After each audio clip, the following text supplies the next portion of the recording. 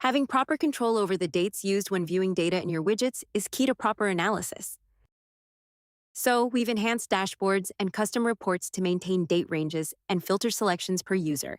Let's check the changes. Dashboard date range and widget dropdown values now persist based on user preference, remaining saved until manually changed.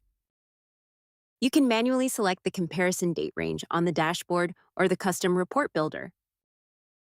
Widget-level date comparison will take preference over dashboard-level selection if explicitly selected during configuration.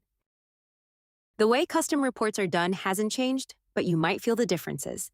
So let's go over how to create a custom report and what the changes will look like. Head to the Custom Reports tab inside the Reporting section and click Plus New Report. Select the dashboard you want to use for your report. Click Import to generate your report. The date range and pipelines you've selected in the dashboard will be maintained in the report. Thanks to this, you no longer need to reset filters every time you open a dashboard. Your reports stay consistent and previously sent emails won't change even if you update filters later. We hope you enjoy it.